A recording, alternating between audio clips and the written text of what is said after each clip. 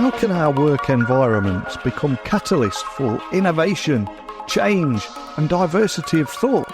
I've invited Aleks Bass, Chief Product Officer at a company called Typeform, to join me on the podcast. She's a leader not just in her field, but also in fostering an inclusive and diverse workplace culture, something that has been lacking in the tech industry. And with Typeform boasting a 50% female leadership, she brings a vibrant perspective on the importance of diversity and leadership styles. She's navigated through the tech industry, often encountering and overcoming gender biases herself, but her journey is not just inspiring, but also enlightening, providing valuable lessons on resilience, authenticity, and so much more. So today she's going to discuss her personal experiences with gender bias, share actionable advice for women aiming to rise in their tech careers, and how the tech industry can support women in reaching C-suite roles, and why it's so crucial for businesses to champion this cause. Delivering daily content to 140,000 of you wonderful monthly listeners across the globe is no small feat. I don't want to take all the credit here because it wouldn't be possible without the backing of our dedicated sponsors and partners. And I also want to shine a light on the fact that legacy managed file transfer tools are looking dated. They often lack the security that today's remote workforce demands. And companies that continue relying on that outdated tech, they're in danger of putting their sensitive data at risk. Attention IT professionals, are you tired of juggling these multiple servers for secure file sharing? Integrated shared folders and email, plus a comprehensive REST API. Kiteworks simplifies your workflow. For administrators, you can experience unmatched functionality and integration that traditional MFT servers just can't touch. Step into the future of secure managed file transfer with Kiteworks by going to kiteworks.com to get started. That's kiteworks.com. And remember, Kiteworks is also FedRAMP moderate authorized. Thank you for your patience today. This is the moment you've been waiting for. It's time to welcome my guest onto the show. So buckle up and hold on tight as I beam your ears all the way to Utah, where today's guest is going to talk about how diversity can lead to better products, happier teams, and a more inclusive tech landscape overall. So a massive warm welcome to the show. Can you tell everyone listening a little about who you are and what you do? I'm Aleks Bass, and I'm the Chief Product Officer at Typeform, and I oversee the Typeform's product strategy, development, and execution to meet the needs of the company's expanding customer base, which nowadays is nearing 150K businesses around the world. So that's very exciting. Incredibly cool. And for anyone that's hearing about Typeform for the very first time, how would you describe Typeform and the kind of problems that you solve for your customers? Typeform, I would say, is one of the best form solutions in the market with a focus on design-led form building. A lot of flexibility and can be adapted to almost any use case that customers have a need to use it for. So people typically use us to get feedback on their products, on their services, on their customer experiences, as well as to facilitate lead generation, qualification, and ultimately customer acquisition, which is very exciting. Incredibly cool. And of course, you are a hugely successful in your career. And the world of tech has got somewhat of a bad reputation, and there's a few stereotypes of it just being men of a certain age that just dominate that world and that industry. It is getting better, or at least from the outside looking in, it can look like it's getting better. But I'm curious, from your personal experiences, what kind of gender biases have you faced throughout your career, and any advice you give to other women either navigating the tech industry or just starting out? I think it would be disingenuous to say that I've never experienced gender bias at the workplace. I've had my fair share. I have an anecdote that I often think of when this topic comes up. And I remember being one of the only women, this actually wasn't in tech. It was in a different, also male-dominated industry. We were in a meeting. I was one of the only women of a group of 12 people in this conference room when we were having discussions about the strategy for the product, what we wanted to do with it. And I remember saying an idea and nothing, no reactions, crickets basically across the board, people just kind of looking at me, funny as if I said the most insane thing ever.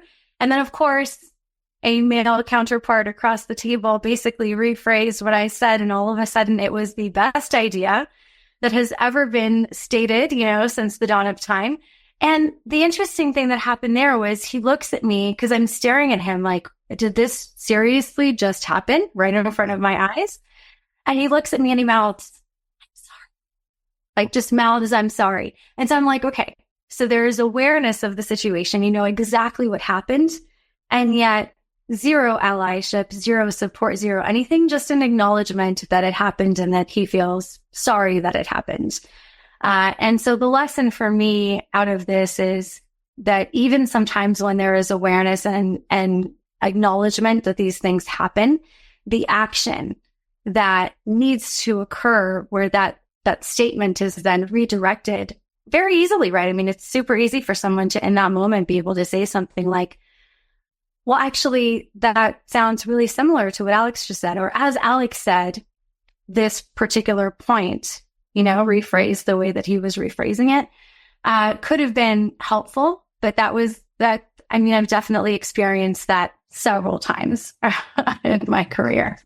It's just a shocking story. I'm curious, how long ago was that instance? You have to give me a company or where it was, etc. But roughly how long ago was it? Years? Yeah, it was about 10 years ago, I would say. Wow. And have you noticed an improvement now? Are attitudes changing? I think that they are, and I think it depends on the company. Yeah. I have seen some really positive momentum where organizations have invested intentionally into getting a more diverse talent pool. And it's interesting because I have a background in psychology as well. I have a previous career in research. I studied psychology. I've also done product marketing and product management. So I feel like there's an interesting variety of experiences that I get to pull from as I think about work and the objectives that I'm focused on. And the in-group, out-group kind of perspectives that affect how we engage, both in our personal lives, in the communities that we are a part of, as well as at work. They all have a component. They have an influencing factor on the behaviors that we see at work. And so what I find is the more diverse that the group of people you work with are, the more there is no context around what is normal, right? The definition of what is normal expands. And so then having, you know, a woman in one conference room of 11 males in that room outside of her stating her opinion is no longer the odd thing out because the group that you have in that room is pretty diverse. And so that definition of normal changes dramatically. And then you see less and less and less of these kinds of behaviors surfacing because there's less about us versus them. How you would slice the us versus them scenario changes a lot in those dynamics when there's diversity in place. And I've got to ask, as you've mentioned, are there any synergies between the world of psychology and the tech industry or the corporate environment? I would imagine there are a few synergies, but one of the things I always try and get on this podcast is get people thinking differently about tech and different areas and how they impact their work. I've had someone that was a former rock star, for example, and they were talking about the difference or the things that industry had in common with the tech or talents that they used. Is there anything from psychology that you've taken with you? Absolutely. I mean, at its very root, psychology is the kind of study of understanding people, how they think, how they interact with each other, and all the different factors that could be affecting all of those behaviors. I think we all like to think that we are logical, rational creatures that make systematic decisions like computers do, but I just think that's very infrequently the case. And for a very small subset of the population, many of us have a lot of different factors affecting our decision-making and our behaviors. And so what I have found, people used to ask me, it's funny, when I was in college, people used to ask me, well, why are you getting a degree in psychology? What are you going to do with that from a career perspective?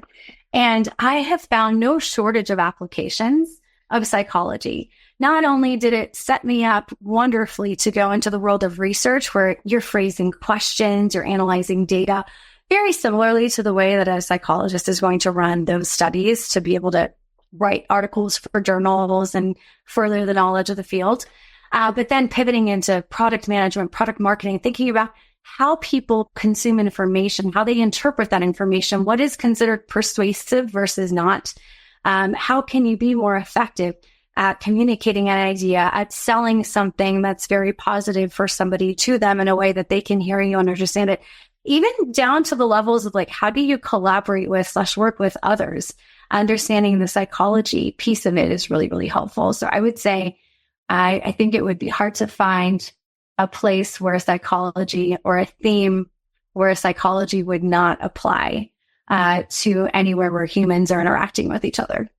Absolutely love that. Incredibly cool. And on the subject of diversity, I think diversity of thought is especially important in the tech industry. We have very complex problems that require many different ways of thinking, not a room full of people all thinking and acting the same way. And if they're going to effectively serve an audience of customers, that audience is also going to be extremely diverse. So it's so important. But I'm curious, from your side, why do you believe the tech industry needs more women in C-suite positions in particular? And what steps can companies take to support women in their journey to these roles too? Because it's something we don't talk about enough. I agree. I don't think that we talk about it enough. And I think it's interesting because when you look at the way companies make decisions, many of the biggest blunders that tech companies as well as other companies make have to do with a very kind of groupthink approach to decision making. There's usually the boardroom or the executive team doesn't necessarily match the customer base with the same levels of diversity of thought, personality, gender, and other factors, cultural factors, etc. And so then there's a blindness there that you're not seeing or acknowledging the full lived experience of the customers that you're trying to serve. And that manifests itself in ineffective marketing tactics, gaps in the product experience, gaps in the customer experience, pricing and packaging components. Anything that you can think about that is an output of what that organization is doing is suffering from potentially this lack of diversity. And so I think that organizations that staff their teams with a level of diversity that at least tries to mimic what the diversity of their target customers is are going to be better at, serving their customers, not missing key information that would enable them to make those decisions that better serve that audience as a whole. And it's interesting because I think gender is a component, but I tend to be pretty reflective. And so most of the experiences that I have either at work or in my personal life, I question my assumptions, right? And sometimes my assumptions coming out of those are, it's because of X. And sometimes that it's because of X is a gender factor. And then I reflect on it. And I honestly think that one thing that maybe we're also not addressing as often as we probably should be, or with the same clarity that we should be, is the personality styles. I think that introverts are often overlooked for leadership roles, and the thoughtfulness and intention that they bring to decision-making is actually a really powerful superpower that they can activate and unlock within those leadership, roles. And so I think sometimes we simplify things and we say it's a, focused variable around gender, but really it's gender, it's personality types, it's diversity of all kinds. Cultural background can also play a huge role. And being able to balance your leadership team across all of the different ways that you need to be diverse to serve that customer base is going to serve the team and the company and the customers more effectively overall. Yeah, completely agree with you. Pure gold. And I'm curious, one of the things that really stood out to me when I was doing a little research is Typeform prides itself on a 50% male-female executive leadership team composition. I've got to ask, what impact has this had on your company? Because I think this could be a real glowing example. I totally agree with you, Neil. I think I've been reflecting on this one for a while. And I think over the last 5 or 6 years, I've observed many companies start to put forward this messaging of bring your whole self to work. I'm sure you've heard this before as well, right? Bring your whole self to work, or some angles on that, which are bring your authentic self to work. And I think that as I reflected on it and I've looked back in my career and I've asked myself, have I really fully been able to bring my full authentic self to work? And in how many instances and to what degree? And I would say it's very rare, because there's interesting conflict between, the people team of an organization wanting to help everybody feel included and part of a whole and being able to express themselves fully at work, versus the cultural dynamics of in-groups and out-groups and what actually happens in day-to-day work, where bringing your whole self to work might not be safe, because the things that you believe, the way that you show up, the things that you say, how you phrase them, your personality manifestations get essentially ostracized in some environments. And I don't think that we acknowledge that enough. And so I think that by having a 50% female male executive leadership team changes that, because that diversity and representation across that leadership team creates that different dynamic where I can't be judged for being more feminine because half of us are.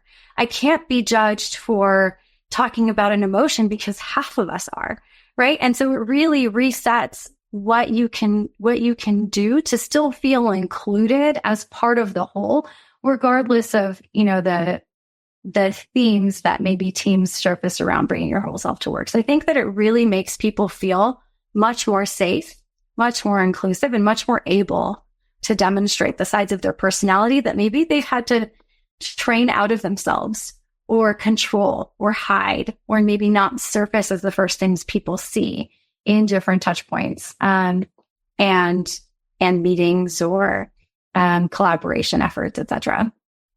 It's so refreshing to hear everything you've achieved here, and I hope it will inspire listeners around the world to follow in your footsteps. It really is. Kudos to you and your team. And when I was doing a bit of research on the work side of things, I came across Typeform for Growth. Can you tell me more about this suite of capabilities, how it helps businesses do things like capture, qualify, and convert leads more effectively? Just for anyone that's not heard about this. As you mentioned, Typeform for Growth is a new suite of capabilities that have been packaged up for marketers, salespeople, revenue leaders to essentially help them capture, qualify, and convert those leads and boost that revenue growth. And what we noticed is that when focusing on this customer base and helping them to really solve some of their core challenges, some of the challenges that they've had is they're trying to bridge a journey across 6 to 12 tools in many cases. And the complexity of the tech landscape for them has tripled or quadrupled in recent years. And I think they're finding themselves at the precipice of having to wrestle to get the right streamlined automated flow through. And the unfortunate thing is they have to use multiple tools to get their core jobs done, but those tools aren't always super friendly to each other. And they're not always pushing the boundaries in the areas that maybe marketers want the most ability to influence and control. And so what I would say is Typeform has invested in changing a few different things to help depth the workflows more. One is creating more opportunity for engagement. Typeform has a product called Video Ask that we've now received multiple requests from our customers to embed into the core Typeform product. And we've done just that so that you could ask video questions, provide video responses as a respondent, and really create that conversational dynamic between a company that can represent its brand more effectively, and respondents can connect with them and share things in maybe a little bit more easier of a way that's easier to mind and not just multiple choice questions, etc. The other piece is that, marketers are fighting for attention every single day, right? And the challenge for them is every question that I ask you takes time, adds time to essentially how long it takes you to complete this lead gen form. And you might actually drop off every question I ask. There's a new risk that you might drop off and not complete that form. And so what we've also done is provided third-party enrichment directly in the Typeform product so that all you really have to ask people to get a sense of their firmographic information is for their email address. And then that email address can be used essentially, if it's a work email address, to enrich the data with any other context that you need about their company, about the company's goals, etc. So, and this can be really automated across the board. The other piece is data quality is a huge component. And many customers are in the marketing space are getting tons of bots and spam or people repeating, providing context in the lead forms. And so we've embedded reCAPTCHA solutions that can detect if you are high likelihood of being a spam or a bot response or not, and then essentially surface that visual challenge to you. And all of us are familiar with what that reCAPTCHA experience looks like. So it's pretty consistent. So it's not all of your respondents, but the ones that are rated the highest in terms of likelihood of being a bot or a repeat response. And then, so those are kind of new key capabilities we've added to the platform. But then the other piece that we've done is we've layered in the workflow piece of it. So no longer are we setting you up for, as a marketer, landing you in a place where we're not taking into account your workflow and the journey that you want customers to take. We're taking it from a journey perspective first and streamlining that UI so that you can get your job done as effectively as possible and move that data into whatever other sources or tools that you need to be able to move it into to have the most positive outcomes for your organization and accomplish your job and your goals. And that's been really exciting and refreshing to focus on for the last 6 months. And I think we've done incredibly well. We've gone 20 minutes without mentioning AI on a tech podcast, which has to be a first this year. But what I've especially got to thank you for is you mentioned data quality first. I think all too often this year we've talked about AI first and data quality. Everything's about data quality. Without it, AI is not going to deliver too much or anything of use. So the new features in Typeform for growth, yes, they include interactive multimedia forms, and here we are, AI-powered analysis. So how do these innovations enhance customer engagement and data collection? Because we hear a lot about AI and AI-powered analysis, but I'd love to dig a little bit deeper than the buzzword there. So for us, we want to use AI and enable our customers to use AI for the things that AI is particularly good at. I think what often happens is people focus on leveraging AI in ways that isn't necessarily the most helpful, right? Or hasn't had the quality output that you would expect. And so for us, helping you draft questions based on your goals and your use cases off of all of the questions that can be asked through something like a Typeform is critical. And so we use AI to surface and help our customers essentially create the best forms that they possibly can. We also use AI as it relates to reporting and analysis, and specifically generating that first version of your report and allowing you to interrogate that data conversationally. So instead of having to understand all the intricacies of data analysis and structuring variables and restructuring variables and all of those things, you can essentially ask questions of the Ask AI feature within our analytics platform. And that allows you to get both visualizations as well as text summaries. And we're continuing to double down on that as well. So it'll be really exciting to see where things go from here. And another topic I'd love to demystify for people listening today is the importance of zero-party data in today's business environment. Can you just tell everyone listening a little bit more about that and how Typeform is helping businesses leverage that data for growth? Because, again, incredibly cool what you're doing here. So zero-party data, for people who are not familiar with it, is the data that a customer directly gives you from any questions that you're asking them, et cetera. And so we're really allowing our customers to be able to take that data, collect it in a more engaging way. And I think the other piece that's really interesting about what we're doing is that zero-party data is starting to move much more into that conversational space. So where before I feel like the forms and survey-based industry was really focused mostly from a need of constraining the analysis and the ability to make decisions off of data around fixed responses, closed-ended responses, where I'd give you a select set of answer options, or I ask you to rate something, things like that. And that's kind of how we were forcing that conversation. For probably technology components and gaps played a role in this, as well as other things. I think with AI, we are in a place where I'm really excited to see how this industry changes, because the world of research, insights, and information collection is about to dramatically change. Now that we've at scale been able to enable conversations, so that instead of you answering a closed-ended question, you could answer an open-ended question and give me all of the context that you have about this particular topic or your experiences. What ultimately then happens is that it allows me to, especially with AI, at scale, assess that content, size it, assess frequency, sentiment, topics, etc. And now I can search and go deep into certain topics over others. And so I think we're honestly at the precipice of seeing insights and research really advance and be pushed in this direction of qualitative analysis, but with a quantitative spin in it, right? Because of course you can still pick up the frequency and sentiment dimensions and those things that are more inherently quantitative.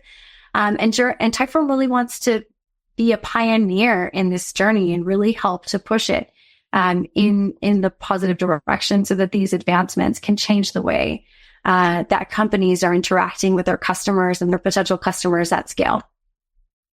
And there's so much going on here with the integration of video forms, data enrichments, workflow automation.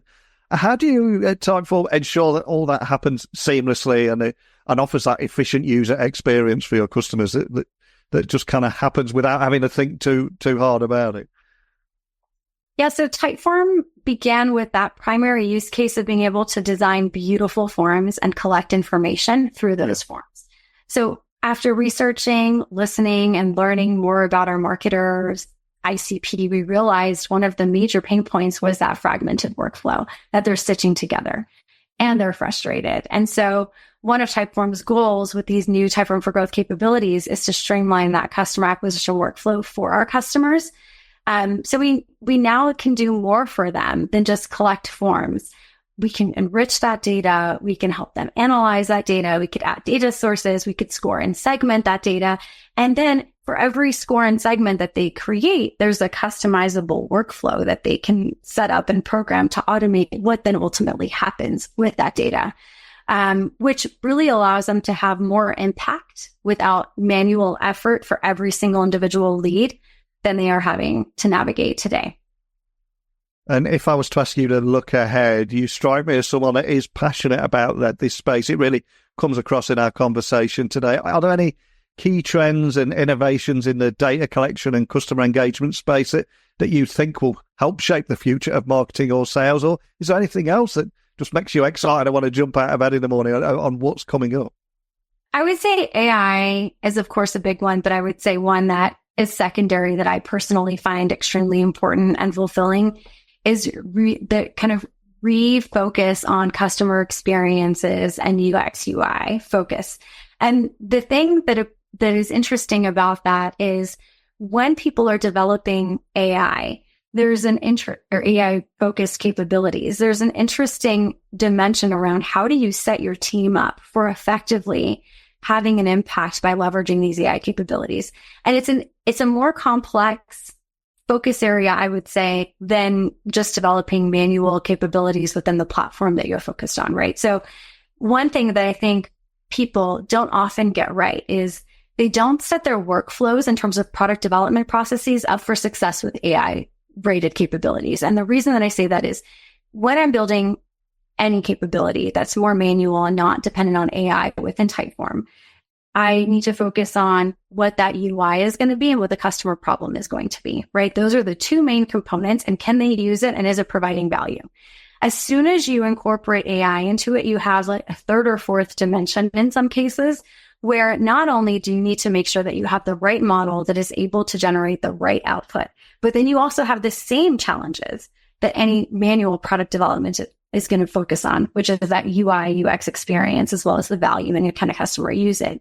And so oftentimes, in many cases, this should be extending your product development lifecycle, right? Because to do these things in parallel often creates distance between, do you really fully understand the customer problem and how the model is going to serve an output that's going to feed the customers the right information so they can take action, and then put that in the context of the rest of the product. And I think often one gets skipped, and it's usually the user experience, UI, usability component that gets skipped. And or alternatively, sometimes the output of the AI isn't necessarily judiciously reviewed. And the challenge with that is you end up eroding customer trust. They will come to your product, they will use your AI capabilities once.